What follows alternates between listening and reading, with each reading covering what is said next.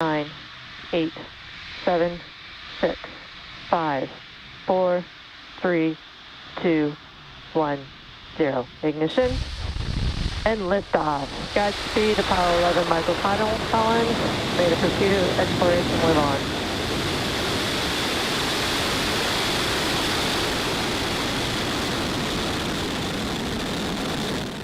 Vehicle's pitching downrange. Stage 1 propulsion is nominal.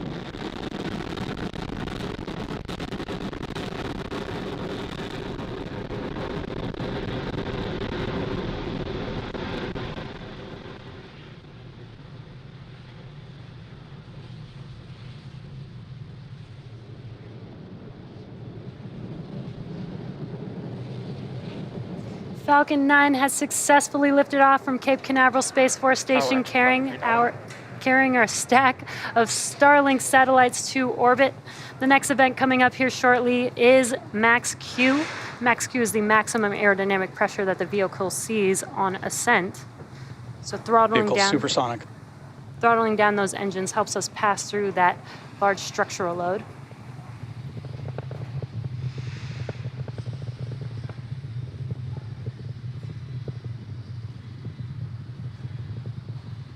Vehicle has reached maximum aerodynamic pressure. And there's that call out that we passed through Max Q. In about a minute, we'll have 3 events happening within seconds of each other.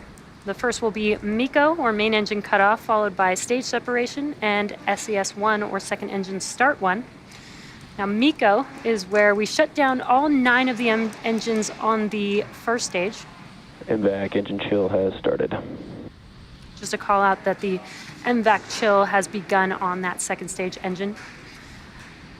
So for MECO, we shut down all 9 of the engines, and that slows the vehicle down in preparation for that second event, which is stage separation. Stage separation is where the first stage separates from the second stage, and first stage will begin its journey back home, heading towards our drone ship Just Read the Instructions, while stage 2 continues on its journey with the third event, SES1, or second engine start 1. And that is where we light up that MVAC engine, and it propels the second stage along with the Starlink satellites towards its drop-off orbit.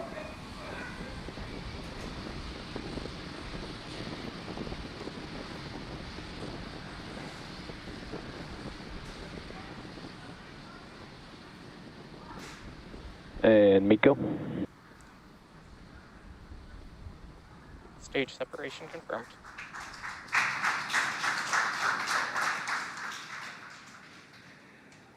MVAC ignition. We had MECO and stage separation. On your left-hand screen is a view from the first stage. On your right-hand screen is a view of that second stage engine. You kind of saw a glow of that T-TEB, that green flame, when we ignited that engine. We're coming up on fairing deploy here shortly. Fairing separation confirmed. And there you could see confirmation on your screen that we have successfully deployed those fairing halves. And as a reminder, we will be attempting to recover the fairing halves today with a contracted recovery vessel named Sheila Bordelon.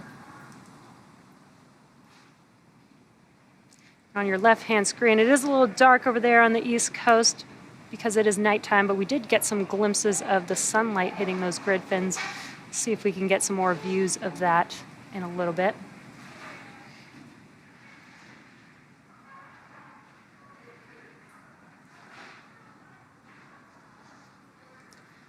As stage 2 acquisition of signal, Bermuda.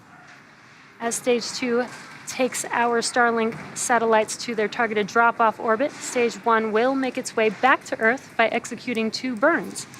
The first is the entry burn, and that's where we light up 3 of the 9 M1D engines. And this will help to slow the stage down as it re-enters back into the upper parts of the Earth's atmosphere. The second of those 2 burns for that first stage is called the landing burn. And this is where a single engine, the center engine, will reignite and bring the vehicle speed down rapidly in order to touch down on that drone ship. As a reminder, we are attempting to land on Just Read the Instructions tonight. And those M1D engines do have a thrust of 190,000 pounds. So that lighting up that one single engine slows the entire vehicle down just enough to touch down on that drone ship. Stage 2 is still looking good, and what you're seeing on your screen is a view of that MVAC engine. Vehicle's following a nominal trajectory.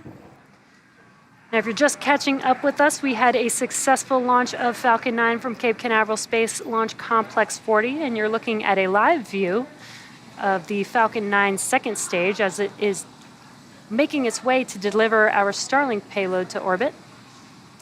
Stage 1 is currently cruising back to Earth towards our drone ship. Just read the instructions out in the Atlantic Ocean. We're just about a minute away from the next event on that first stage. That'll be the entry burn. Again, Starlink satellites are going to a LEO orbit or low Earth orbit, about 550 kilometers above the Earth's surface. Now, most satellites are at 36,000 kilometers or in a geo or geostationary orbit. We are just about roughly 30 seconds away from that entry burn beginning.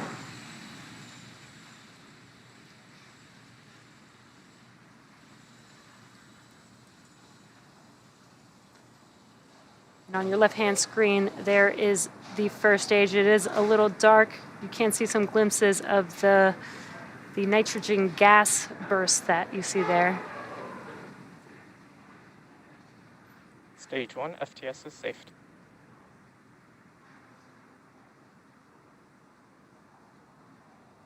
Stage 1 entry burn. And you can see on your left-hand screen, the entry burn has begun as those 3 engines light up that view for us. This entry burn will last about 20 seconds long. Stage 1 entry burn shutdown. And that concludes... Stage 2 continues to follow a nominal trajectory.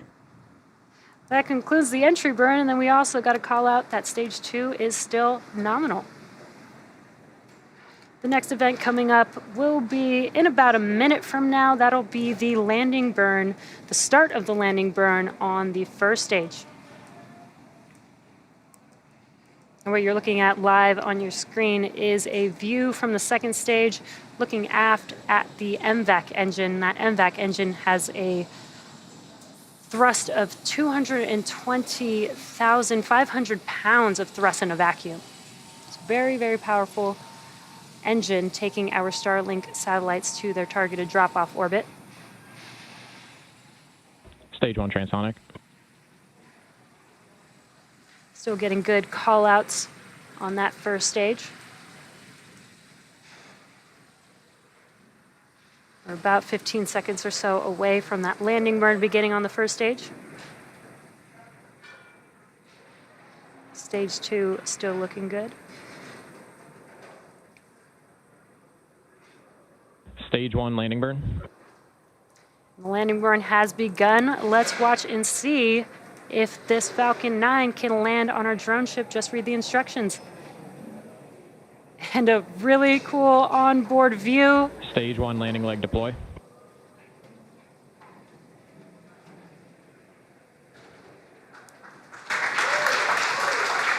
And there you Stage can 1 see landing the first stage Falcon 9 has landed for its 7th time. This marks our 81st successful recovery of an orbital class rocket, and again the 7th flight and 7th landing of this booster. And then we heard a good call out for SECO. That's second engine cutoff. Nominal parking orbit insertion. And a good orbital insertion. Expected loss of signal, Cape.